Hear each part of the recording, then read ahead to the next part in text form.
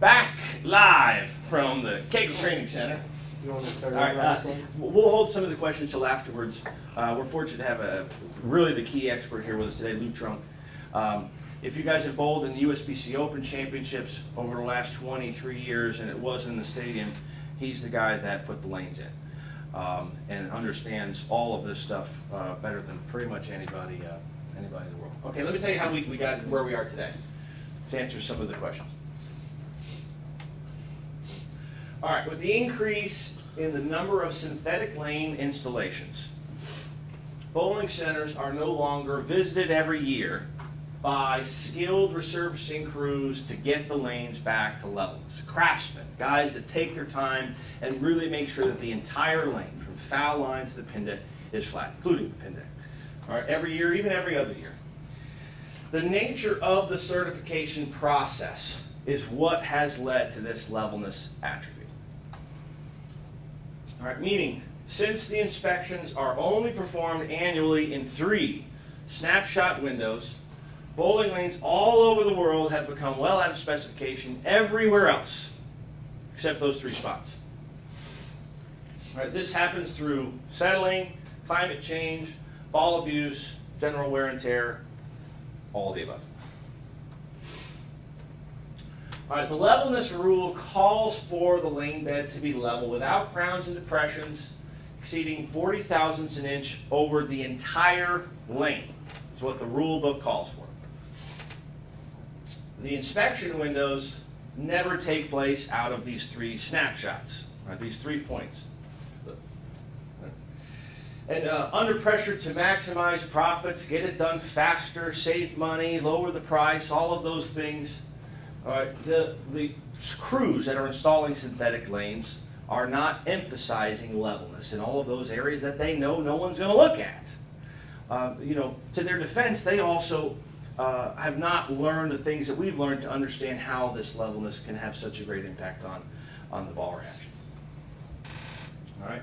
As a result, the lanes that we're bowling on today are generally not very flat. Okay.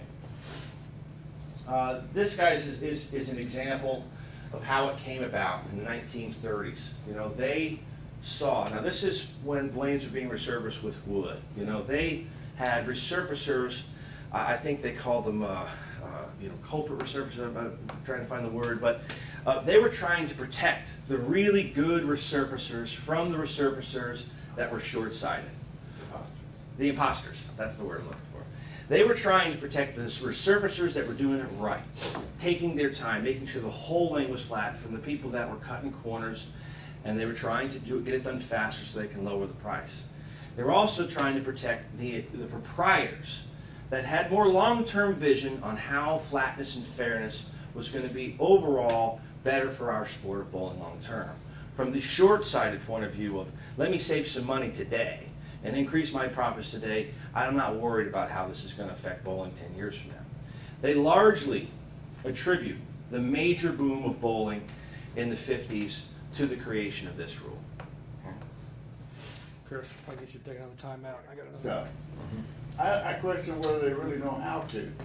They get under there and shim it up a little bit just to make sure it's within, you know, the right tolerance for that spot. Yeah. And they don't look a foot down the lane because it's still out there. Yeah. No, they don't, which is, and not many people really do how to do it and do it right, you know, which is, we actually created a new division around this entire, which Lou is heading, which is the lane mapper, having services where those proprietors that care and are interested, they can have a complete picture, a complete map of every bowling lane in their entire house. And then we also have the ability to tell them to have it completely fixed. This is what it, you know, it can look like afterwards. So no, they don't really have that. Just like you said, those imposters know that that area is 10 to 15 feet, 30 feet, and 50 feet. In between, we don't worry about it. Exactly right. We see that. I mean, the original intent of that, the whole lane's being resurfaced, those were just spot checks. Now, you know, it seems logical that if you're going to have random spot checks and the whole lane has to be flat, the spot checks would be different every time, not the same. So everyone knows it's only these 3 spots. Another, are you filming again, Larry? Another very important difference in these checks for a wood center and these checks for a synthetic center is if the wood center is out at those 3 spots or one of those 3 spots. Let's say they have a crown, one of those spots. They can't just take a piece of sandpaper out of their pocket, sand it down, all right, paint a little finish on it, check it. All right, I'm good. I'm under 40 thousandths. This lane's great. No, they have to resurface the entire lane to get back in levelness. Then why is it that the synthetic lane, I'm out of tolerance right here. Okay, fix that spot, check it again. You're good. You're certified. There's a double standard in how the rule is enforced in wood centers versus synthetic centers. So generally, we've mapped a lot of bowling centers. And if I was to rank them, or we were to rank them in terms of best to worst, all of the best centers, in terms of order, are all the wood centers. Yeah, and they've got craftsmen coming, making sure the entire lane. No one's looking at any of the synthetic installations other than those 3 windows. We'll show you some examples that will illustrate exactly what we're talking about. All right, this is the map. You'll really get a kick out of this. This is the map. This is check spot 1, check spot 2, check spot 3. There are big, huge problems here, negatives, huge depression in the front part of the lane, legal. Back to the big, huge depression right after that, legal. Legal, more depression at the end of the lane. This is almost every one that we look at. This is extremely common. See it fixed and flat in those locations, and the problems continue in the others. This is a kind of a 3-dimensional picture and kind of shows how, you know, the lanes aren't usually shaped so uniformly. They're kind of a tilt here and a crown here and up here and over here. But here at these 3 snapshot windows, and the way this chart reads, this block here is the 40 thousandths, okay? Down here, really low, is 80 thousandths. So here is way low, within tolerance. Start to be over here above spec here with a crown, within tolerance, and then above here up to 60 thousandths of an inch, 65s there, and then back to tolerance where they're going to be checked again. All right? So why is this important? We've got some pretty good scores in bowling these days, I think. I think we'd all agree scores are pretty good. Why is this important? Okay? The number one reason is integrity. You know, I've heard it defined as doing the right thing. You know it's the right thing even when someone's not going to know that you did the right thing. That's having integrity. And it's very important that we have greater integrity in our sport. The second reason, and I think actually the most important reason, is fairness. Take a look at this swimming pool. Okay? All of the 8 lanes there, 7 of the 8, they're all starting from the same distance. But this swimmer here is starting from 10 feet further back, approximately. All right? Now this swimmer can swim faster than any other swimmer in the pool and lose. Is that fair? Now how long do you think swimming would last as a sport if every single pool, the competitions of swimming were competed in, was a swimming pool like that? I'm guessing not long. It'd be a recreation in a hurry. It'd be my kids, water guns, you know, that'd be swimming, right? Which is fun. I enjoy that, actually. Now, in your centers, can you think of one pair that is just the wacky pair in the house? We call it the mystery pair. Raise your hand. Is there a pair you know? Everyone knows this is our pair. It's 17 and 18. 17 always hooks more, 18 hooks less, or whatever it is you can't carry on 17. There's a mystery pair. All right? There's actually pairs all over the place. There's usually one real example of it. So every bowling center has a swimming lane just like this. Now, if we're going to have a tournament, say the state tournament at this bowling center, and then you're pulling a number out of the bowl on what pair you're starting on. Is it fair that someone has to bowl in that? They can actually bowl physically better than all of the other people bowling, and because of the topographical shapes that's forces against them, they can still lose. Problem. Long-term health of our sport, as we said when we started, it has to be fixed if we want to have our sport to turn the corner and start to grow here.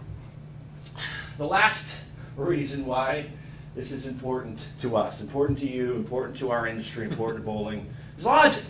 You know, things have to make sense to people. You know, anybody play the game cornhole? Yeah. I love corn. Maybe it's not for those in our viewing audience that are in Kansas. I know you don't call it cornhole. It reminded me of this in a seminar there. They call it bags. So I'm talking about the bag toss in the hole. Oh, okay. Not any other cornhole that you might. All right, it's called cornhole. Really simple game. There's a board with a hole in it. You take the bag and you have to throw the bag in the hole. Okay? Now here's what's interesting about this game. It's very logical.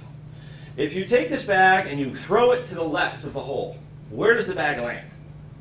To the left of the hole. It's amazing, you know? And then, when you throw it to the right, guess where it lands?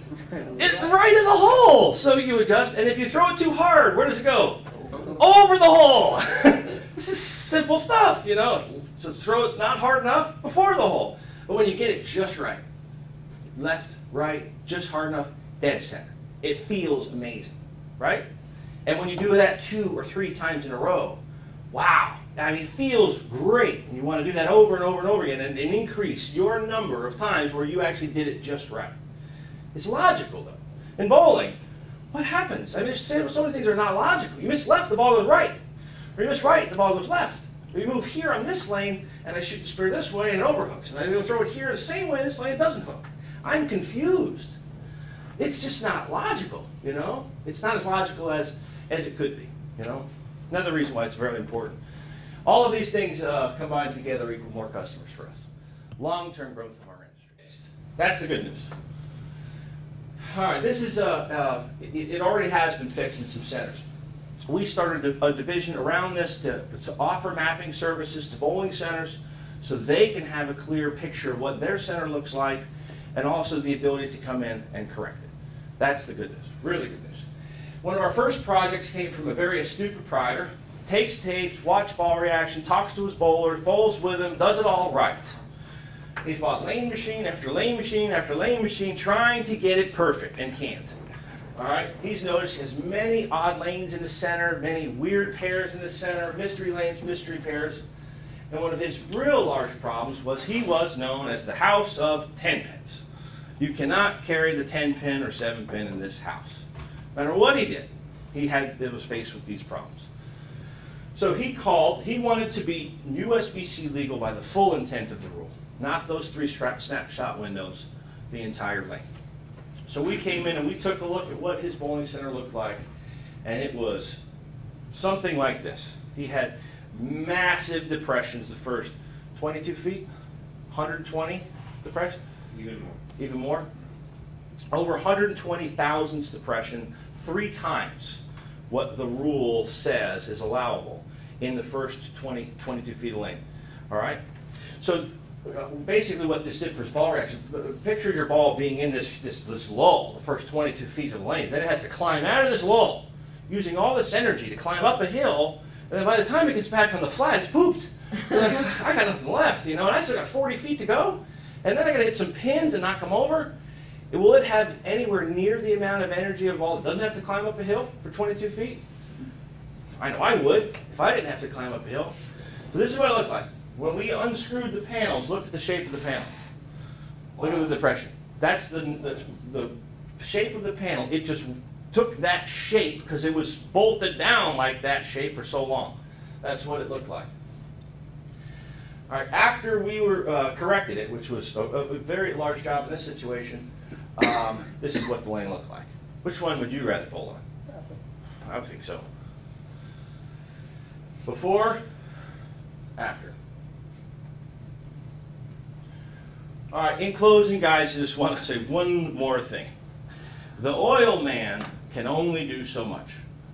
As bowlers, me being one, since I'm old enough to walk, I've complained about lane conditions and oil all my life.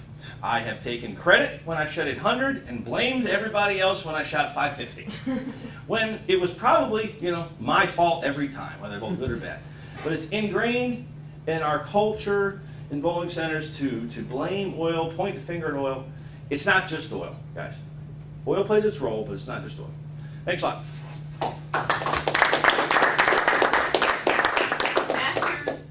The lanes in that house, when it was known as the 10-pin shop. He fixed it. So Okay, you can ask the exact guy. Did they start carrying the 10 pins more? Did the scores go up? Huh? Didn't need one. Yeah, see, that's what I was wondering, that's what I thought. Well, hey, once we finish filming here, we'll engage in a conversation about it. Do you mind if we take a little 5-minute break? I was thinking so, Yeah. definitely. You guys have- if these are-